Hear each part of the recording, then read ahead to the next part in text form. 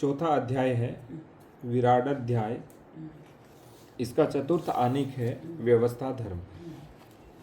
विराट के योग क्षेम के लिए वर्णाश्रम धर्म अर्थायाम देश काल विभाग के अतिरिक्त व्यवस्था धर्म की भी आवश्यकता होती है। वर्णाश्रम धर्म से मनुष्यों की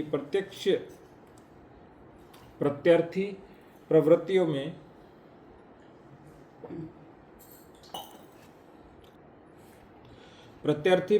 में समता की धारणा होती है। अर्थायाम से अर्थ का अभाव और प्रभाव दोनों नहीं हो पाता। देश काल विभाग से मनुष्यों की चेष्टा और परिवर्तनशील प्रकृति के नियमों में ऐक्य हो जाता है। व्यवस्था धर्म से समाज में स्वतंत्रता और सहानुभूति का ऐक्य रहता है। व्यवस्था धर्म किसे कहते हैं? प्राचीन भारत के अनुसार व्यवस्था धर्म कहते हैं उन नियमों को जिनसे समाज का अभ्युदय और निःश्रेयस हो। Law and order. व्यवस्था धर्म माने लॉ एंड ऑर्डर। ऐसे नियमों की पहचान क्या? कुनियमों के चलाने वाले भी यह कह सकते हैं कि उनके चलाए हुए नियमों से समाज का अभ्युदय और निःश्रेयस होगा। अतः भगवान मनु ने व्यवस्था धर्म कहे जाने वाले नियमों का लक्षण कहा है, लोगों का सदाचार के साथ स्वहित साधन कर सकना। इसलिए कानून का आधार भी धर्म होना चाहिए।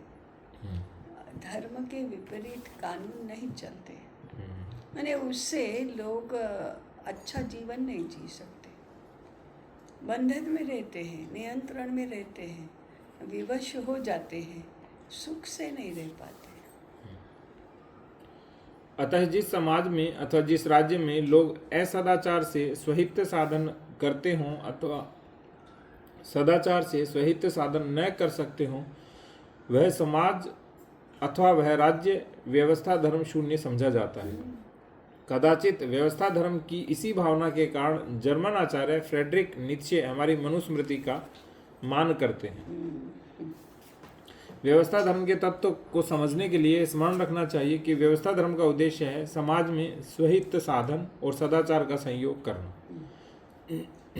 किंतु स्वहित साधना बिना स्वतंत्रता के नहीं हो सकती और सदाचार बिना सहानुभूति के नहीं होता।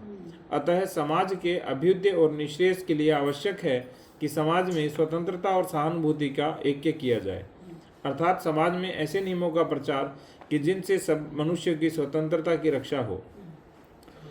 कोई किसी की स्वतंत्रता का प्रतिघाती न हो। प्रत्येक मनुष्य अपनी शारीरिक और सामाजिक योग्यता अनुसार समाज की सेवा किया करे।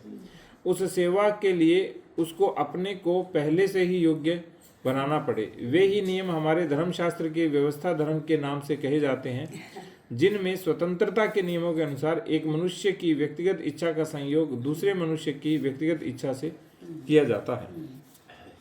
व्यवस्था परक प्रेरक रूप और निवारक रूप दो प्रकार की होती है। प्रेरक रूप व्यवस्था धर्म उसको कहते हैं जिससे लोगों में काम्य कर्म करवाए जाते हैं। निवारक रूप व्यवस्था धर्म उसको कहते हैं जिसमें लोग निषिद्ध कर्म करने से रोके जाते हैं। व्यवस्था धर्म का प्रवर्तन क्रमशः चार प्रकार से किया जाता है: विनयाधान से, आदेश पत्र से, प्रायश्चित से और दंड से। विनयाधान से सब लोग ऐसे बनाए जाते हैं कि वे व्यवस्था धर्म को अच्छी तरह जानते थे और अपने आप आनंद पूर्वक उसका पालन करते थे, वॉलंटरीली, कंपल्सरीली। जब कोई न जानने से उसका पालन नहीं करता था तो आदेश पत्र द्वारा उसकी भूल और कर्तव्य को उसको समझा दिए जाते थे। जब कोई काम क्रोधादि के कारण व्यवस्था धर्म का उल्लंघन करता था तो उससे प्रायश्चित द्वारा शुद्धि करवाई जाती थी, और जब कोई आग्रह पूर्वक उसका उल्लंघन करता था तो उसको दंड दिया जाता था। हमारे तो सबको एक ही प्रकार से नहीं होता था। किसी को दंड है, किसी को प्रायश्चित है, किसी को आदेश है, हर किसी को विनयाधान है। ऐसे वो विक्रम राजा की बहुत अच्छी इसमें एक कथा है। मैंने कहा जाता है उनके बारे में, विक्रम राजा की ख्याति न्याय देने वाला राजा ऐसे ही है, न्यायाधिकारी के नाते। तो उसकी ऐसी कथा है कि वो रात्रि में वेश परिवर्तन करके नगरचर्या के लिए निकलते हैं, तो एक स्थान पर 4 युवकों को जुआ खेलते हुए देखता है। तो फिर वो साथ में जो सेनापति है उसको कहते हैं इनको पकड़ लो, कल दरबार में न्याय के लिए न्याय करेंगे इनका, तो पकड़ लेते हैं। फिर दरबार में ये करते हैं तो राजा एक को कहता है तुम जुआ खेलते हो, जुआ तुमको शोभा देता है, जाओ फिर से नहीं कभी पकड़े जाना, नहीं खेलना कभी। वो चला जाता है। दूसरे को ऐसे डांटते हैं कि तुमको किस घर के हो, किस बाप के बेटे हो, पता नहीं चलता, जुआ खेलते हो, शर्म नहीं आती तुम्हें, ऐसे उसको बहुत लानत देकर भेज देते हैं। तीसरे को फटके लगाते हैं और पकड़ा गया तो देखो अभी उस भेजते। चौथे को तो टका मुंडा करके और चूना लगाकर गधे पर बिठाकर नगर में उसकी शोभा यात्रा निकालते हैं। ऐसे एक ही अपराध के लिए चारों को अलग अलग प्रकार का दंड मिलता है। तो फिर लोग पूछते हैं, सभा में ही पूछते हैं कि चारों ने मिलकर एक ही अपराध किया, दंड क्यों अलग अलग दिया? तो विक्रम राजा कहता है कि जाओ देखो जरा ये अपनी सज़ा कैसे भुगतते हैं, वो देखो। तो जिसको खाली इतना ही कहा था कि तुम जुआ खेलते हो, उसने घर जाकर आत्महत्या करने का प्रयास किया था। जिसको और थोड़ा डांटा था उसने वो घर जाकर कमरे में बंद होकर सो गया, मुंह ढककर। तीसरा जिसको बहुत लानत दी थी वो नगर छोड़कर जाने की तैयारी कर रहा था, और जिसको गधे पर बिठाया था वो तो गधे पर बैठकर भी हंस रहा था। और रास्ते में घर आया अपना तो कहा अरे पानी गर्म रखना, मैं आकर स्नान करूँगा। देखा कौन किसके लायक है। देखो अगर वो जिसको विनय से बताया कि तुम जुआ खेलते हो, उसको यदि फटके दिए होते या लानत दी होती तो क्या होता? तो जो जिसके लायक है वैसा उसको दंड देना, इसको सही में न्यायाधिकारी कहते हैं, दंडाधिकारी कहते हैं। अब इसको तो ये आज का कानून कहेगा कि कानून में के सामने सब बराबर हैं। ये बराबर तो हैं, बराबर ही हैं, परंतु उनका दंड स्वीकार करने की जो वृत्ति प्रवृत्ति क्षमता है, इसके अनुसार दंड देना ये ह्यूमन है, ये विवेक के आधार पर है। इसलिए पहले विवेक सिखाओ, बाद में न्याय करने का अधिकार दो। बिना विवेक सिखाए न्याय करने का अधिकार दोगे तो युवकों को अन्याय करेंगे, आप वास्तव में अन्याय करेंगे। अब आज तो इसका कल्पना भी नहीं की जा सकती, तुरंत पक्षपात का आरोप लग जाएगा। और इतना विवेक भी नहीं आता किसी को, मनुष्य को पहचानने की शक्ति कहाँ आती है?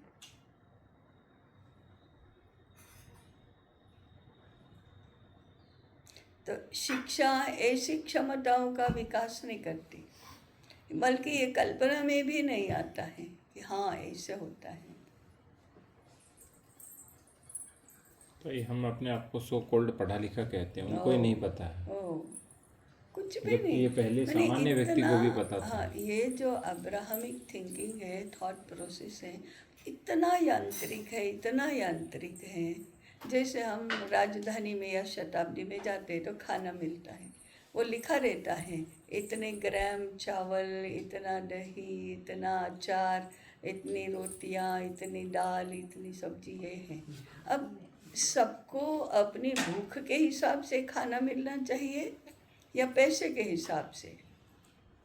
तो जो 35 साल का है उसको भी उतना ही है, 70 वर्ष का वृद्ध है उसको भी इतना ही है, और 12 वर्ष का, 10 वर्ष का जिसका टिकट लिया गया है उसको भी उतना ही है।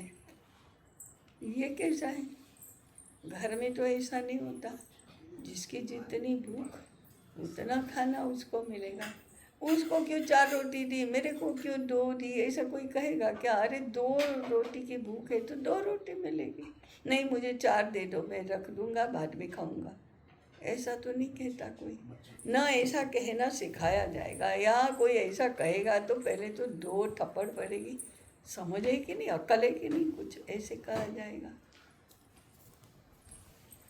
तो हम मनुष्य को मनुष्य बनाने की शिक्षा नहीं दे रहे, यंत्र बनाने की तो दे रहे हैं।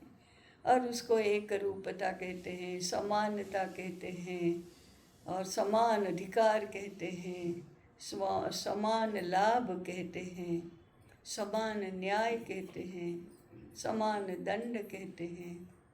इस अपराध का ये दंड, ऐसा कानून, दंड संहिता तो ऐसी बनी है। पहली बार किया उसको भी उतना ही दंड, हाँ। और जो आदतन है उसको, आदतन है उसको भी जबकि वैसा आदतन तो बच के भी निकल जाता है। हाँ, बच के भी निकल जाते हैं वो तो। अरे तुम देखना, करो मेरे सामने शिकायत, मैं तुमको ही बना दूंगा बंदी, मैं तो छूट जाऊंगा, ऐसा भी सीधा सीधा कहते हैं। 2019 में तो ताई एक आया था कि शताब्दी और इन ट्रेन में भी जो भोजन की गुणवत्ता है वो बहुत खराब है। बहुत खराब, मैं कभी छूटी भी नहीं हूँ उसको। मैं भी ताई ट्रेन वाला कभी नहीं खाता हूँ, कभी चाहे नहीं। कुछ भी हो जाए। हम तो बल्कि वहाँ वो पानी भी नहीं पीते, पानी भी साथ में लेकर चलते हैं। हमारे आचार्यों के अनुसार व्यवस्था धर्म का समष्टिगत ज्ञान करवाए बिना, अथवा यह मानकर कि सब मनुष्य व्यवस्था धर्म को अपने आप जानते हैं, अथवा भूल से व्यवस्था धर्म का उल्लंघन करने वाले को दंड देना, अथवा प्रायश्चित के स्थान में दंड को काम में लाना, अथवा अनुरूप दंड का प्रयोग करना अधर्म समझा जाता है। दंड से प्रायश्चित अनेकधा श्रेष्ठकर समझा जाता है, क्योंकि प्रायश्चित से मनुष्य का हृदय शुद्ध हो जाता है, जिससे उस पूर्व कृतापराध की पुनरावृत्ति नहीं होती। किंतु दंड से तेजस्वी लोगों में क्रोधाग्नि भड़क उठती है, जिससे उन पूर्व कृतापराध की पुनरावृत्ति अथवा वृद्धि होने की अधिक संभावना रहती है। करता ही जैसे हमारे सरकारी क्षेत्र में लोग बार बार करते हैं, तो उनका क्या करो, यानी करते ही रहते हैं, हर महीने त्रुटि तो करते हैं। आपके दंड का कोई प्रभाव ही नहीं है, फिर तुम करो दंड, हम करते रहेंगे, दंड का कोई प्रभाव ही नहीं है। तो ताई ये विपरीत स्थिति आ गई है कि दंड का बहुत मैंने प्रभाव नहीं पहले पड़ता। दंड होने की शर्म लगती थी। अभी हमने लाइब्रेरी से, जब मैं कॉलेज की लाइब्रेरी से पुस्तक लाई, उसकी सीमा के बाहर एक दिन देर हुई तो 10 पैसा दंड या 50 पैसा दंड पेनल्टी देनी पड़ेगी। तो कभी किसी को शर्म लगती है, अरे वो 50 पैसे या 10 पैसे को छोड़ो, दंड के भागी हम हुए, यही ठीक नहीं है, ऐसा लगता है। दूसरे को ऐसा लगता है, हाँ तो क्या हो गया, 5 दिन के 2.5 रुपये ही तो हो गए ना, दे देंगे, लेकिन रख लो। तो दंड का कोई परिणाम नहीं है। वह एक बहुत ही हंसने वाला किस्सा हमको बताया था किसी ने, कि एक व्यापारी था, वो गले पर बैठते हैं ना ऐसे, तो इसका पेट इतना ऐसा बड़ा था, तो ऐसा वो ऐसे ऐसे करके लेटे रहता, मैंने पैर फैला कर। तो एक पोस्टमैन रोज आता था, तो उसको रोज लगता था कि इसके पेट पर जोर से मुक्के मारनी चाहिए, लेकिन मारेगा कैसे वो तो एक दिन उससे रहा नहीं गया, जोर से मार दिया। तो वो हड़बड़ा कर बैठा और इतना गुस्सा हो गया कि इसने कोर्ट में केस कर दिया। तो न्यायाधीश ने उसको 50 पैसा मैंने आधा रुपया दंड किया। तो वो कहता है, मेरे पास खुले नहीं है, 1 रुपया दे दूँ, फिर से एक बार मारता हूँ।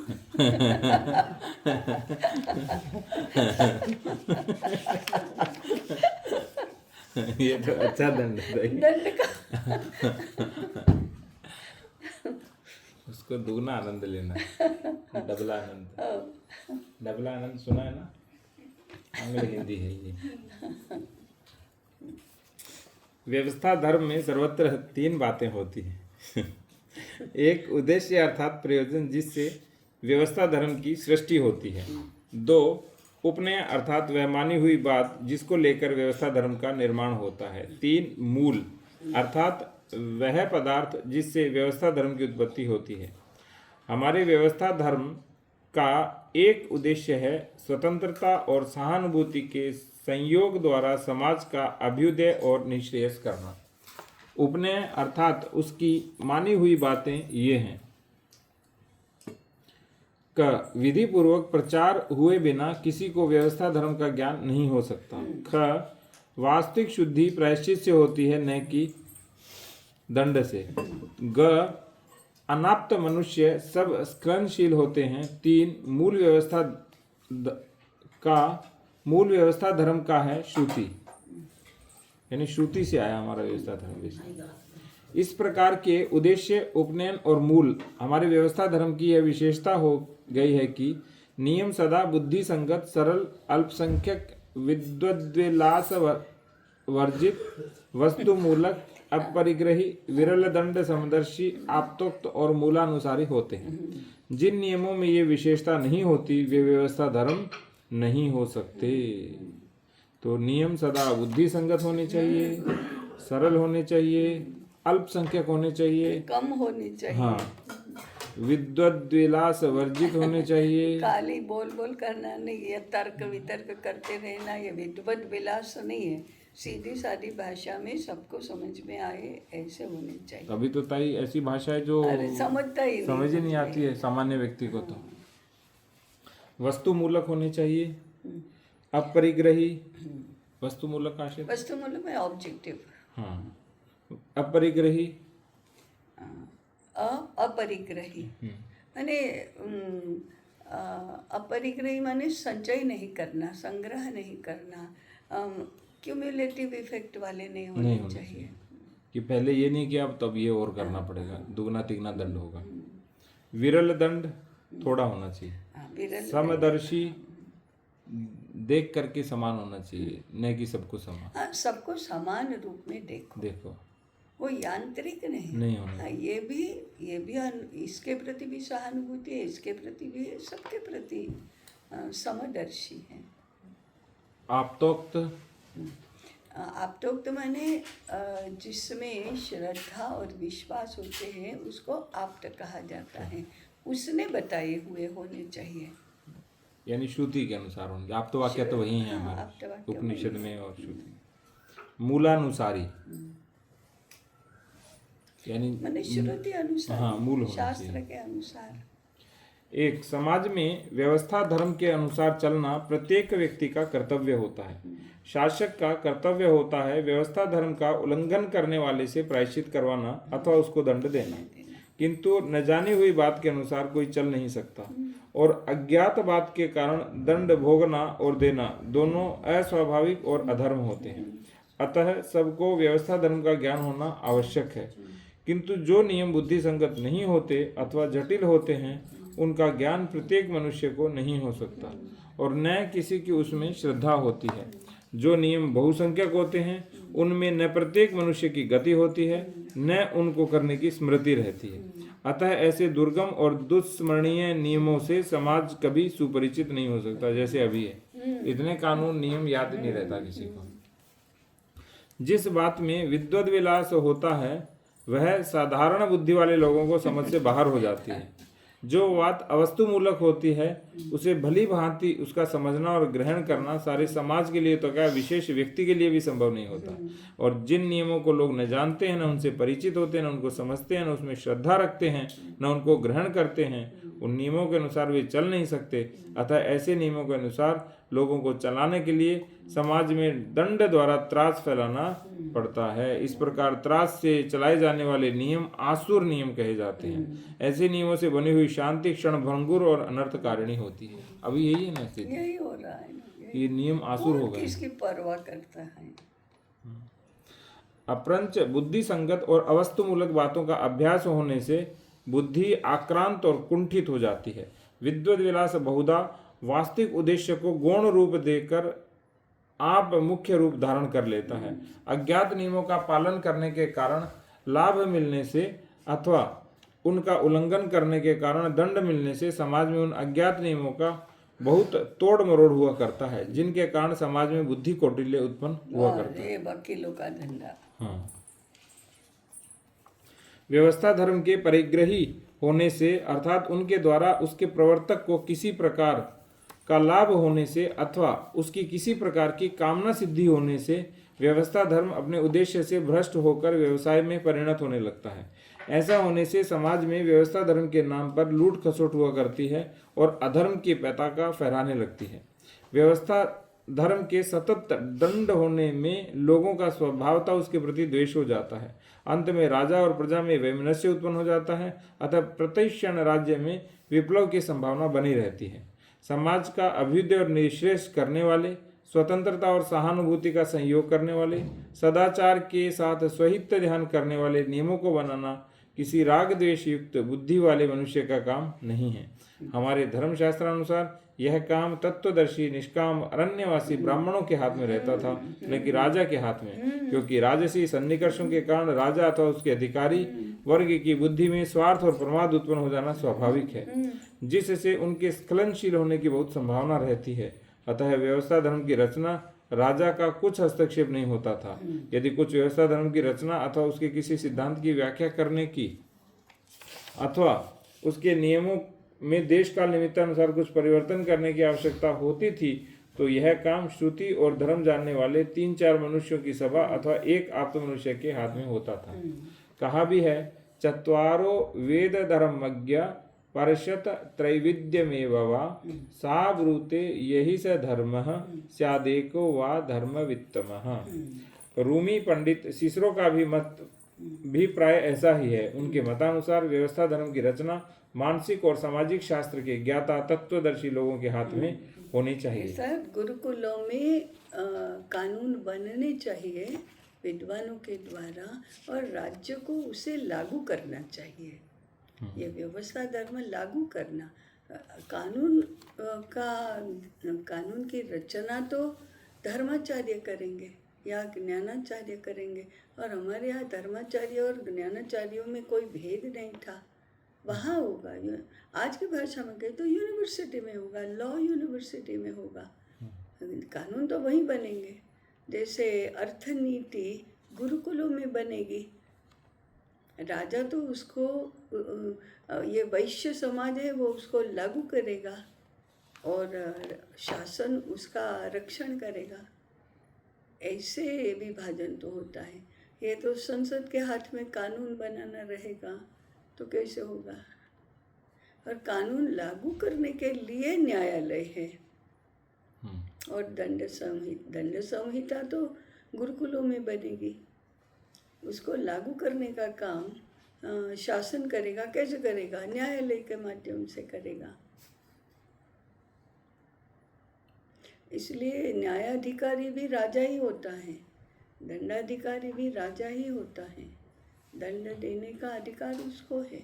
इसका मतलब लागू करना। हाँ। कौन से अपराध के लिए कौन सा दंड होगा ये राजा नहीं तय करेगा, शास्त्राधिकारी नहीं। हाँ। तो भगवान मनु के अनुसार आर्षम धर्मोपदेशम च वेद शास्त्रा विरोधिना यस्तर्केणानुसन्धत्ते सधर्मो वेद नेतरः। अतः हमारे धर्मशास्त्र में पूर्व निर्णय प्रमाण नहीं माना जाता। फ्रांस जर्मनी, अभी जैसे बताया जाता है ना, पिछले केस से इसका संदर्भ लिया जाता है, उस केस में ऐसे चुकादा दिया था, उस केस में बम्बई केस कितना बार बार उल्लेख किया जाता है। पूर्व निर्णय ये प्रमाण नहीं है। अब तो पूर्व निर्णय तो कानून है तय। हाँ, वही तो। नहीं, न्याय देने के समय वो पूर्व निर्णय का संदर्भ दिया जाता है। तर्क करते समय वकील भी उस केस में ऐसा निर्णय हुआ था ऐसा बताते हैं ना।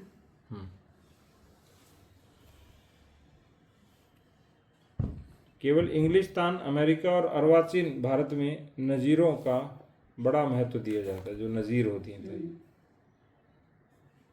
नजीर मतलब क्या होती है? नजीर ताई जो पूर्व निर्णय है हाँ, उनको हमारे यहाँ तो भाषा में, प्रशासनिक भाषा में नजीरी बोलते हैं। अच्छा, ओ, हम नजीरी बोलते हैं।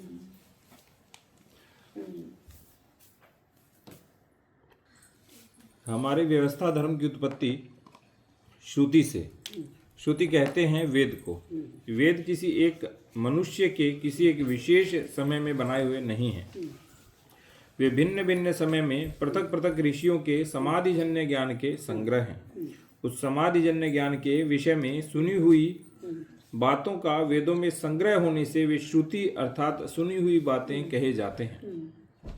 जब श्रुति बहुत बढ़ गई और अनेक शास्त्रों और अनंत विद्याओं का संकुल हो गया, जिससे श्रुति का समष्टिगत प्रचार होना असंभव हो गया, तो उसमें से भिन्न भिन्न विषयों को बीन बीन कर पृथक पृथक शास्त्र निकाले गए। सबसे अधिक और पहली आवश्यकता हुई धर्मशास्त्र की, अर्थात मनुष्य के प्रत्यर्थी भावों की साम्य की धारणा करने वाले शास्त्र की। प्रत्यर्थी प्रतिधन अर्थी, ठीक है। अतः भगवान मनु की आज्ञा अनुसार श्रुति सागर का मंथन होना आरंभ हो गया। उसमें से प्रथम रत्न जो प्राप्त हुआ वह मानव धर्म शास्त्र था। यह शास्त्र सूत्रबद्ध किया गया। सब इसको कंठस्थ करने लगे ताकि उनको इस शास्त्र की स्मृति सदा बनी रहे। अतएव यह शास्त्र मनुस्मृति के नाम से कहा जाने लगा। तो मनुस्मृति प्रथम शास्त्र है। हाँ, मनुस्मृति का उपशीर्षक मानव धर्म शास्त्र ही है। स्मृति, स्मृति माने और उसको मनु को इधर उधर से जोड़ करके मनुवाद बना दिया, अपने जैसा बना दिया। उन्हें पढ़ी नहीं होती है पहले तो मनुस्मृति। जो भी जितना फैनेटिकली विरोध कर रहे हैं ना, उन्होंने वो मूल पढ़ा ही नहीं होता है पहले तो। समझने की बात तो बाद में, और सहमत होने की बात तो कहीं है ही नहीं। असहमत होना ये पहले लिखा जाता है। हमारे पिताजी कहते हैं हम क्या करते हैं, पहले उत्तर लिख दो, बाद में करते रहो डेरिवेशन। तो पहले असहमति, फिर उसका तर्क कुतर्क, वितंडा जल्प व्याख्या करते रहते। जो भी करके पढ़ने की तो आवश्यकता ही नहीं पड़ती फिर कि मूल में क्या लिखा है देखो, उसके पहले ही मारामारी शुरू। ये बुद्धि विभ्रम और मूर्खता और विपरीत ज्ञानित होते हैं। अहंकार, अहंकार, अहंकार विमूढ़ात्मा कर्ताहमिति मन्यते। अतएव यह शास्त्र मनुस्मृति के नाम से कहा जाने लगा। मनुस्मृति में अनेक धर्मों की मीमांसा की गई। तत्पश्चात मरीचि आदि अनेक ऋषियों ने मानव धर्म शास्त्र में उपदेश किए हुए एक एक धर्म को लेकर अलग अलग स्मृतियां रची। किसी ने जाति धर्म पर, किसी ने दैशिक धर्म पर, किसी ने वर्णाश्रम धर्म पर, किसी ने व्यवस्था धर्म पर, किसी ने आचार पर। ये सब स्मृतियां सूत्रबद्ध थी। कालांतर में इन सब स्मृतियों का लोप हो गया, तो पंडितों ने स्मृति परंपरा को प्राप्त हुई उन पूर्व स्मृतियों की छाया लेकर और कुछ सामयिक बातें अपने मन से जोड़कर उन पूर्व स्मृतियों के नाम से श्लोकबद्ध स्मृतियों की रचना की। पीछे बनी हुई इन श्लोकबद्ध स्मृतियों में मनुस्मृति सबसे अधिक गौरव है। मनुस्मृति में उक्त प्रकार की पुनर्रचना कई बार हो चुकी है। अब उन पीछे बनी हुई श्लोकबद्ध स्मृतियों में से भी अनेक का लोप हो गया है। इस समय केवल मनु, याज्ञवल्क्य आदि इन्हीं गिनी स्मृतियां देखने में आती है। समय ने पलटा न खाया तो थोड़े दिनों में इनका भी लोप हो जाएगा। आज भी 20 स्मृतियां उपलब्ध हैं। अभी 20 ही स्मृतियां तो है। 20 ही स्मृतियां उपलब्ध है। वैसे मनुस्मृति कभी किसी की कभी किसी में, उसमें अलग अलग लिखा ना, एक ही है मनुस्मृति, एक ही है। मनु ने रची हुई मनुस्मृति है, वो आद्य हैं। उसके पहले भी थी, उनका सबका लोप हो गया। मनु के बाद अनेक लोगों ने लिखी स्मृतियाँ तैयार की, परंतु स्मृति तो देश काल परिस्थिति अनुसार पुनः पुनः बनानी ही पड़ती है। इसलिए आज के समय में आज की स्मृति की रचना करना अत्यंत आवश्यक है देश काल परिस्थिति के अनुसार, क्योंकि वह तो व्यवहार है ना, तो व्यवहार तो बदलता ही जाएगा, देश काल परिस्थिति बदलती ही जाएगी, इसलिए वो भी बदलती जाएगी। हाँ, मनुस्मृति में जो तत्व है वो रहेगा, तो तत्व तो बताए, वह बुद्धि संगत होना चाहिए, जैसे कानून के विषय में बताए, बुद्धि संगत होना चाहिए, सरल होना चाहिए, विद्वत विलास रूप नहीं होना चाहिए, ये सारे तत्व रहेंगे, परंतु व्यवहार आचार धर्म तो बदलेगा, नहीं वो तो बदलेगा ही बदलेगा। अब भारत रूपी गल में हिमस्रोत्र में दृश्य बिल्कुल परिवर्तित हो गया है।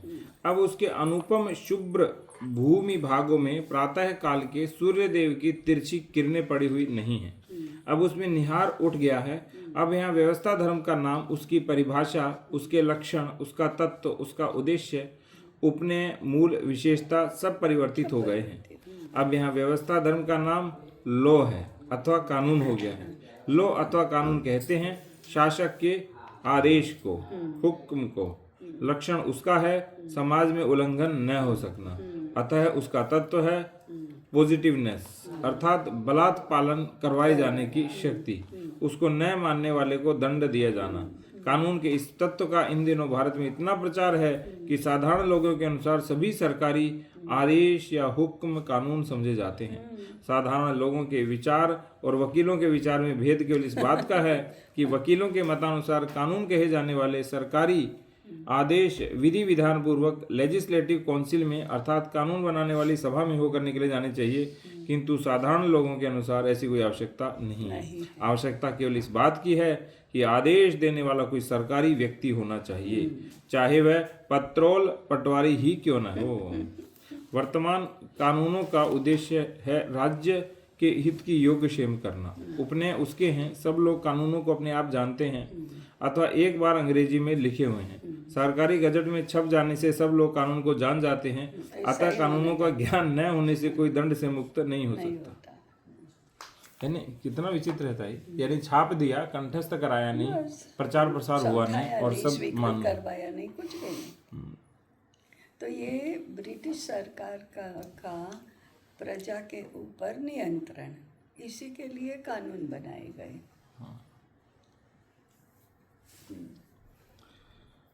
और ताई हमारे यहाँ पहले ये भी था कि उपजिलाधिकारी जिलाधिकारी तो दिखते ही नहीं थे कभी। एक आध बार जनता को दर्शन देते थे, जो अंग्रेजों के समय किया वो थे, कभी कभी महीने में 2-4 बार दर्शन दिए। पटवारी ही हो जा, पटवारी ने कह दिया वो फाइनल, अंतिम रूप देती है। वो सरकार का प्रतिनिधि है, तो सरकार है। शुद्धि का एकमात्र उपाय है दंड। राजा से त्रुटि नहीं हो सकती, अर्थात राजा करे सो न्याय। मूल में इन कानूनों से रूमी अर्थशास्त्र, किंतु उनकी धड़ में पेवन चढ़ा हुआ है। क्या अर्थ है पेवन में? पेवन चढ़ा हुआ है, बख्तर होगा, आवरण होगा। हाँ वो तो मैं समझ गया था। इंग्लिस्तान के विचारों का, फिर भारत में गर्मी पाकर चढ़ा है। हाँ, इंग्लिस्तान के विचारों का पेवन चढ़ा है। गर्मी पाक असल में रूमी है, उसके ऊपर लेपन हुआ है ब्रिटिश विचारों का। गर्मी पाकर समय समय में बात बात के लिए उनमें कई शाखा रूप कानून बनते गए। तदनंतर उनमें प्रिवी काउंसिल और हाई कोर्टों की नजीरों के पत्ते आते जाते हैं। अतः उनमें साधारण लोगों की तो क्या, साधारण वकीलों की भी गति होना कठिन हो गया। वर्तमान कानूनों के ऐसे तत्व, ऐसे उद्देश्य, ऐसे उपनय, ऐसी उत्पत्ति के कारण उनकी विशेषता हो गई है। वे बहुधा अबुद्धि संगत, जटिल, बहुसंख्यक, विद्वद्विलासिक, अवस्तुमूलक, परिग्रही, सतत दंड, असमदर्शी, अनापनोक्त और पूर्वकृतानुसारी होते हैं। इन विशेषताओं के उदाहरण जहां तहां मिलते हैं। यथा 1, जिस बंधक पत्र में अनेक साक्षियों के हस्ताक्षर नहीं होते उसको उसका साधारण ऋण पत्र समझा जाना, चाहे उसमें बंधक रखने वाले और एक साक्षी के हस्ताक्षर हों और उस बंधक पत्र की रजिस्ट्री भी हो गई हो, और चाहे बंधक रखने वाला उसे स्वीकार भी करता हो, तो भी अनेक नहीं है इसलिए मान्य नहीं। ये कहाँ तक जाता है? एक हार्वर्ड में अर्थशास्त्र की पीएचडी करने वाली भारतीय विदुषी, उसने अपना अनुभव लिखा है कि मैं पीएचडी कर रही थी तो हमारे लिए कुछ डिसर्टेशंस लिखना अनिवार्य था। तो मैंने एक डिसर्टेशन लिखा, एक लेख लिखा। तो उसमें मैंने सोचा था कि मुझे A+ मिलेगा, उसको मिला B+। तो कहा कि मैंने पूछा कि हाउ कम मुझे B+ क्यों मिला? तो कहते हैं बहुत सारे संदर्भ और बहुत उद्धरण नहीं है, अनेक। तो उसने कहा कि बहुत लोगों ने लिखा ही नहीं है मैंने जिस विषय पर ये लेख लिखा है, तो वो नहीं चलता। आपको अनेक उद्धरण और अनेक संदर्भ ग्रंथों की सूची तो चाहिए ही चाहिए। अब ये तो कितना बुद्धि संगत बिल्कुल ही नहीं है, लोगों ने लिखा ही नहीं है, तो क्या मैं पहली बार नहीं लिख सकती? फिर दूसरा लेख मैंने लिखा, उसमें भरपूर उद्धरण, भरपूर संदर्भ ग्रंथों की सूची थी, तो मुझे A+ तो मिल गया, लेकिन वो मेरा विषय ही नहीं था। तो ये जो है कि बहुत बहुत होना यांत्रिक, चाहिए। हाँ, असंवेदनशील, निर्जीव। निर्जीव, यांत्रिक, ऐसा ही ये कानूनों का है, यांत्रिक। किसी तो सर्वत्र ये यांत्रिकता का नियम लागू है, सर्वत्र। शिक्षा में इतने मिनट का कालांश, उसमें एक पाठ, इसमें इतने पृष्ठ। अरे इतने पृष्ठ से क्या मतलब? अंदर का मायना देखो ना। इतने मिनट का कालांश, इतने कालांश का ये कोर्स, इतने क्रेडिट का कोर्स, मैंने 30 घंटे का कोर्स, ऐसे कैसे हो सकता है? आप अंदर का मायना देखो, पढ़ने पढ़ाने वाले देखो। किसी को 30 घंटे में होगा, किसी को 60 घंटे में भी नहीं होगा। तो ऐसे सब एक रूपता। फिर भाषा का कोई भी विषय हो तो भी 35 मिनट का कालांश, गणित का कोई भी हो उसका भी 35 मिनट, संगीत का भी उतना और उद्योग का भी इतना। ऐसे कैसे हो सकता है?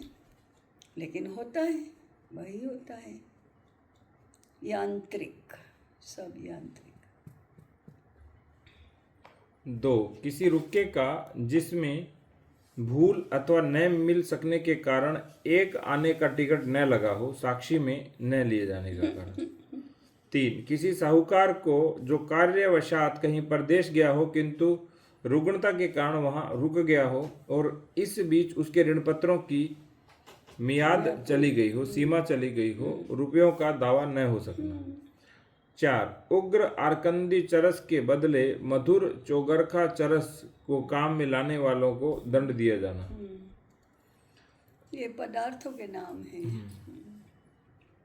अपनी गौशाला में परके हुए बाघ को मंगनी में बंदूक लगाकर मारने वाले को आर्म्स एक्ट के अनुसार दंड दिया जाना।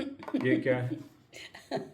क्या है? हम फिर से पढ़ो। अपनी गौशाला में हाँ, परके हुए बाघ को, हाँ, मैंने शेर को बंदूक के द्वारा मारकर गाय की रक्षा की, तो उसको आर्म्स एक्ट के अंतर्गत बाघ को मारने का दंड दिया जाना। परके का अर्थ है शेर। बर के माने अंदर घुसे, गाय को खाने के लिए अंदर गौशाला में घुसा है बाघ, तो उसको आप बंदूक से मारेंगे ना और गाय की रक्षा करेंगे ना, घुसे हुए, तो वो आपका अपराध हुआ। और अपराध क्या? आपने अवैध बंदूक क्यों रखी पास में? मंगनी कहते हैं। मंगनी में बंदूक लगाकर, मंगनी में बंदूक लाकर। हाँ, बंदूक लाकर या लगाकर? नहीं, मंगनी में बंदूक लाकर। मंगनी का अर्थ ये तो नहीं उधार बंदूक लाकर। हाँ हाँ, मंगनी में उधार। अरे किसी पड़ोसी की ले ली एकदम, अरे लव जरा बाघ को मारना है, वो मेरी गाय को खाने के लिए आया है, ऐसे लाई, तो उसमें आर्म्स एक्ट के अंतर्गत आपका अपराध। कहाँ से किसी का सिर पैर का संबंध है? आपके हाथ में हथियार पकड़ा गया, बस निशस्त्रीकरण का कानून है ना। तो आप रेड हैंडेड पकड़े गए, आपके हाथ में बंदूक है।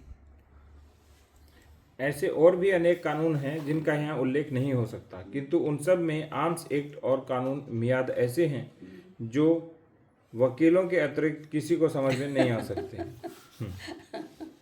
ऐसे कानूनों की संख्या इतनी अधिक हो गई है कि अनुमान किसी अच्छे वकील का पुस्तकालय देखने से हो सकता है। उस पुस्तकाकार को देखने से सबके मन में एक विचार उठ जाता है कि जितने समय और जितने परिश्रम से उन कानूनों का जंगल छाना जाता है, उतने समय और उतने परिश्रम से मनुष्य कुछ का कुछ हो सकता है। अंग्रेजी कानून शास्त्र के अनुसार न्याय दो प्रकार का समझा जाता है, एक प्राकृतिक न्याय और दूसरा कानूनी न्याय, नेचुरल जस्टिस, लीगल जस्टिस। यह भी कहा जाता है कि सभ्य समाज में कानूनी न्याय हुआ करता है। इन दिनों न्यायालयों में विद्युत विलास की आवश्यकता बढ़ती जा रही है। ऐसे कानूनों का समाज में बिना दंड का प्रयोग हुए प्रचार नहीं हो सकता। अतः बहुधा सतत दंड होते हैं जो दंडात्मक नहीं समझे जाते। उनमें भी कहीं कहीं दंड की झलक दिखाई देती है, यथा स्टाम्प एक्ट। कौन सा act? Stamp act. Stamp act. हाँ, तो स्टाम्प एक्ट में तो यही होता है। वो स्टैम्प लगाना पड़ता है ना। हाँ, उसमें यदि आपने कम ज़्यादा लगाया तो फिर आपको बकाया फिर वसूलते हैं। इन कानूनों की रचना अथवा उसमें परिवर्तन होता है शासक की आज्ञा से अथवा उसकी प्रतिनिधि कानून बनाने वाली सभा द्वारा। अतः शासक कानूनों से श्रेष्ठ समझा जाता है। वह जो चाहे वह कर सकता है, जैसे कानून चाहे वैसे बना सकता है, जैसा चाहे उनमें परिवर्तन कर सकता है। भारत में इन कानूनों की उत्पत्ति हुई है अंग्रेजी राज्य से। अंग्रेजी राज्य में कानूनों की रचना होती है रूमी धर्मशास्त्रानुसार। रूमी धर्मशास्त्र में शासक की इच्छा कानून समझी जाती है। कारण यह है कि पहले के दिनों में जब रोम में रिपब्लिक राज्य था तो वहाँ सीनेट नाम की सभा द्वारा कानूनों का मसविदा बनता था। उस मसविदा के विषय ट्रिब्यूनल नाम की प्रजा प्रतिनिधि सभा की सम्मति ली जाती थी। इम्पीरियन नामक अधिकारी मंडली द्वारा उन कानूनों का प्रचार किया जाता था। किंतु सीनेट और ट्रिब्यूनल के सदस्य बहुधा निकम्मे, कुटिल और स्वार्थपरायण लोग होते थे। सीनेट को प्रजा के हित में योगक्षेम की अपेक्षा अपने पद और अधिकारों को बनाए रखने का अधिक ध्यान रखा जाता था। ट्रिब्यूनेट सीनेट की हाँ में हाँ मिला दिया करती थी। इम्पीरियम सदा उदंड होकर त्रास फैला दिया करती थी। सीनेट, ट्रिब्यूनेट और इम्पीरियम ऐसी कार्रवाई से प्रजा खिन्न हो गई। रोम में अशांति फैल गई। सीनेट डामाडोल हो गई। रिपब्लिक चलना कठिन हो गया। निदान राज्य शैली में कुल परिवर्तन किया गया। सल्ला नामक एक व्यक्ति कुछ समय के लिए रोम का डिक्टेटर अर्थात स्वतंत्र अध्यक्ष बनाया गया। उसकी डिक्टेटरी से सीनेट में बहुत कुछ संभल गई। प्रजा के ऊपर सीनेट का डंगा फिर बजने लगा। सरासर बिल स्वीकार होकर कानूनों की भरमार होने लगी। इन कानूनों के कारण प्रजा के नाक में दम आ गया। एक पल उसको भारी होने लगा। फलतः रोम की दशा सुधरने के बदले बिगड़ गई। निदान 3 तेजस्वी पुरुष सीनेट के विरुद्ध खड़े हो गए। इन महापुरुषों के नाम थे पोम्पियस, जूलियस और क्रेटस। इन तीनों वीरों का जुट रोम के इतिहास में प्रथम ट्रायम्ब्रेट के नाम से कहा जाता है। इस ट्रायम्ब्रेट के उद्योग से जूलियस रोम का कौंसल अर्थात उपदेशक बन गया। जूलियस के कौंसल बनते ही सीनेट बनाए हुए कानून सब रद्द कर दिए गए। सीनेट बिल्कुल फीकी और निर्बल हो गई। कालांतर में इन तीनों वीरों में फूट हो गई। वे आपस में लड़ने लगे। मेसोपोटामिया में क्रेमस का और मिस्र में पोम्पियस का दीप निर्वाण हो गया। दीप निर्वाण मृत्यु हो गई। रह गया केवल जूलियस, जो जन्म भर के लिए रोम साम्राज्य का डिक्टेटर बनाया गया। सीनेट के अधिकार एक एक करके जूलियस को मिलने गए। उसके बढ़ते तेज के सामने सीनेट निस्तेज हो गई। कानून रचना के समय सीनेट की बहुत कम परवाह की जाने लगी। जूलियस सीजर जैसा चाहता था वैसा कानून बना लेता था। अंत में उसके विरुद्ध भी षड्यंत्र रचा गया और एक दिन सीनेट के सभा भवन में कुछ सरदारों के हाथ से सीजर मारा गया। उसके मारे जाने पर सीनेट को अपने गए हुए अधिकार फिर मिल गए। किंतु रोम साम्राज्य रिपब्लिकन और सीजरियन 2 दलों में विभक्त हो गया। सीनेट का पक्षपाती दल रिपब्लिकन और सीजर का दल सीजरियन कहा जाने लगा। सीजरियन दल के नेता 3 मनुष्य थे। सीजर का उत्तराधिकारी ऑक्टेवस और उसके 2 मित्र अंटोनियस और लिपिडस। इन तीनों मनुष्यों ने अपना एक जुट बनाकर सीजर के मारने वाले सरदारों से बदला लेना चाहा। फिलिपी के मैदानों में इन 2 दलों में बड़ा भारी युद्ध हुआ और रिपब्लिकन दल हार कर नष्ट भ्रष्ट हो गया। कानून बनाने वालों का अधिकार सीनेट से छीन कर फिर इन 3 व्यक्तियों के हाथ में आ गया। तदनंतर पहले की भांति इस जुट में भी फूट हो गई। लिपिडस और अराटोनियस को भाग्य ने सहारा नहीं दिया। वे जहाँ के तहाँ विलीन हो गए। ऑक्टेवस का प्रताप दिन प्रतिदिन बढ़ता गया। उसके सामने सीनेट और ट्रिब्यूनल की कांति मलिन हो गई। किंतु ऑक्टेवस बड़ा चतुर और दूरदर्शी था। उसने मोनार्की एकदम स्थापित करने के बदले क्रमशः ऐसा करना उचित समझा। अतः उसने सीनेट और ट्रिब्यूनल की सम्मति लेकर सेना संबंधी समस्त अधिकार अपने हाथ में ले लिए। जूलियस सीजर के प्रतिपक्षी पुराने सरदारों को अपने में मिला लिया। तदनंतर ऑक्टेवस ने सीनेट का उपदेशक पद अपने आप छोड़ दिया, जिसके बदले में सभी ने मिलकर उसको जन्म भर के लिए समस्त रोम साम्राज्य का ट्रिब्यून और प्रेटर बना दिया। ट्रिब्यून रूप में कानूनों का सूत्रपात ऑक्टेवस की इच्छा अनुसार होने लगा।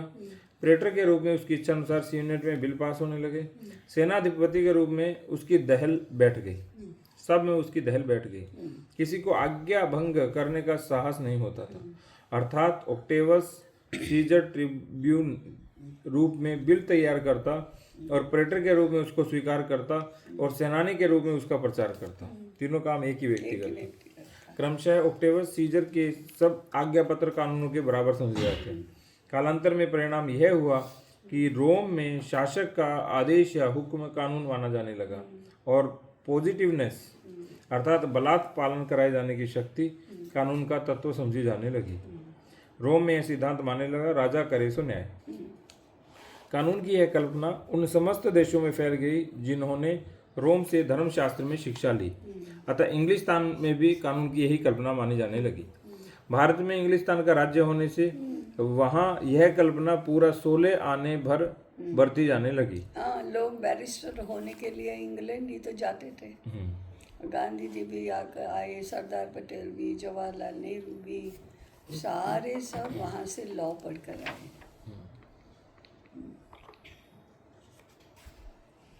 भारत में कानून के अधिकार राजा के प्रतिनिधि बड़े लाट और छोटे लाटों को दिए रहते थे।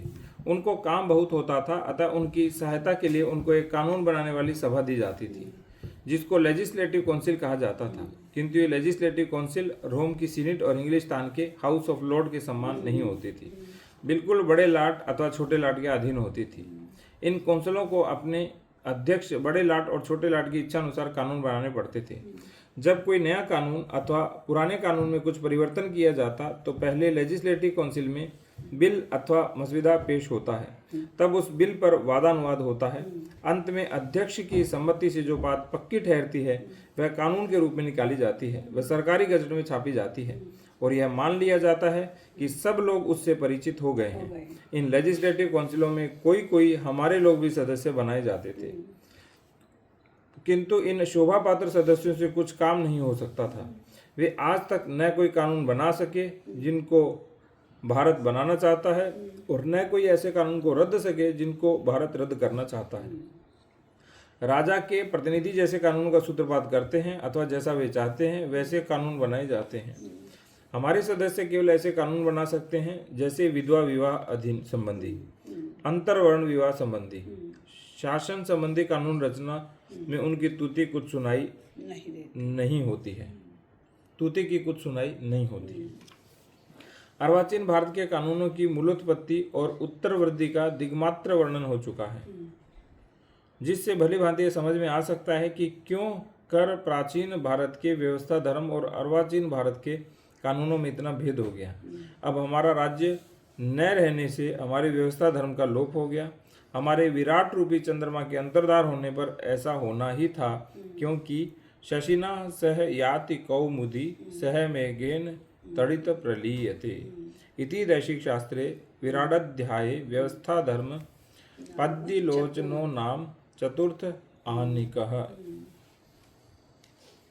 लिखा था शशिना सह याति कौमुदी सह मेघेन तड़ित प्रलीयते। शशि के साथ चंद्र के साथ चांदनी भी चली जाती है और बादलों के साथ बिजली भी चली जाती है।